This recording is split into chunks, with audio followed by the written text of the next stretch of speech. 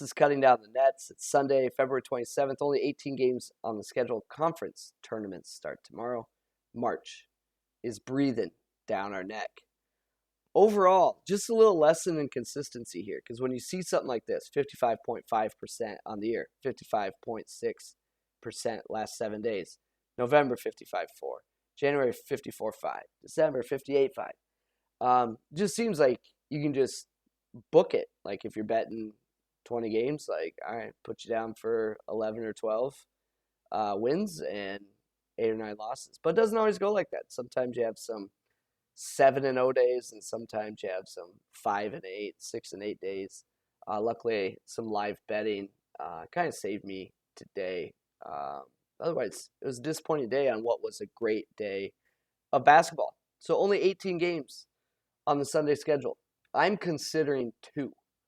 So the first one I'm considering is Tulane and Temple. Matchup-wise, Tulane's offense has an edge. Temple's defense has an edge. Tulane has a turnover edge. Temple has a rebounding edge.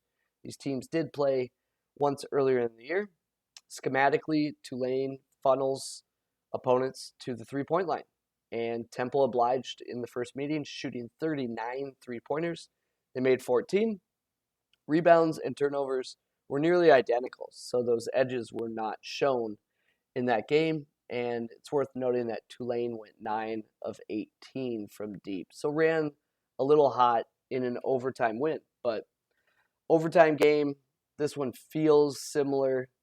The lines kind of, there's 2.5 and 3 out there. So at 2.5, showing like 3.6 points of value. Yeah, that's probably a pass for me. At 3, it's a maybe. And then if you got me the full possession in the hook, then it's a yeah. That's kind of where I'd go with that. So don't settle for 2.5 is my message. If that's all there is, just set it out or live bet it. Let's touch on this dark orange game. So dark orange games are when Paddy favors one side and shot quality favors the other side. And there was certainly a lot on the Saturday schedule. It's out there. I don't know how I'll play those come March Madness time, because I basically bet every game March Madness. I mean, if I'm showing like a 1.5 of value, like, let's go. Because I'm in Las Vegas. I'm aggressive.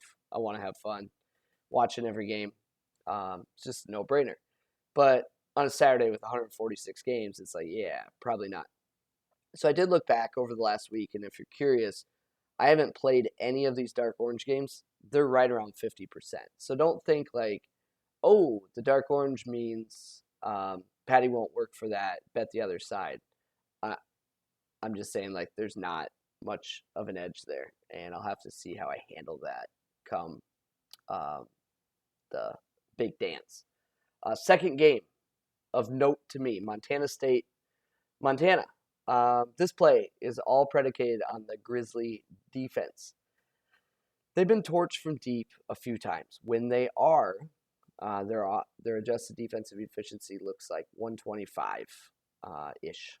And even when they're not torched from deep, give up 20, 25, 30% from three-point range, it's not good either. It's like 108, 106, 111. Just not great. So I think that's the edge. But here's the deal. It's a rivalry game. It's at home.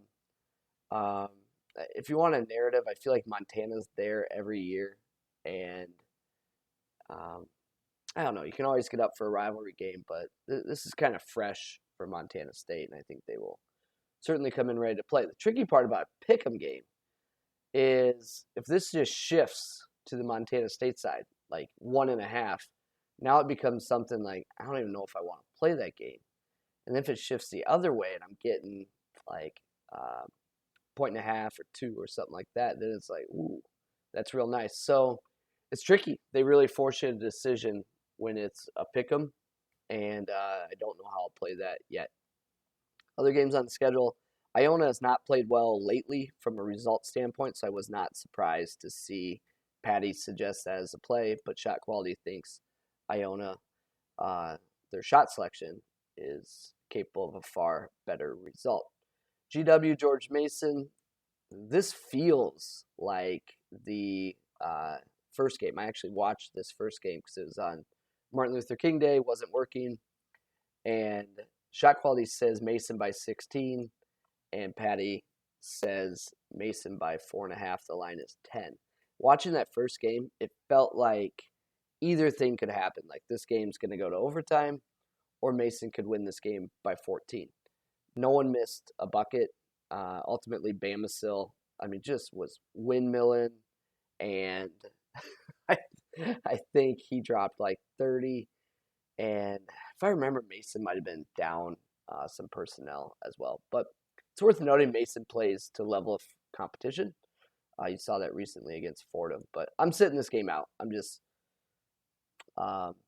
giving some thoughts on that matchup. But when shot quality and Paddy disagree that much, I'm out.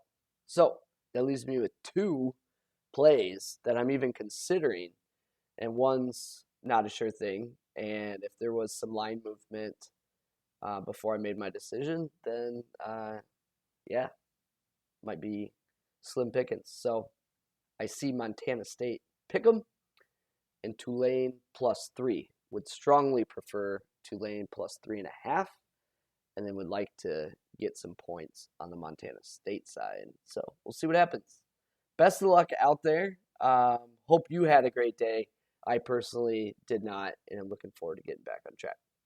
This is Cutting Down the Net.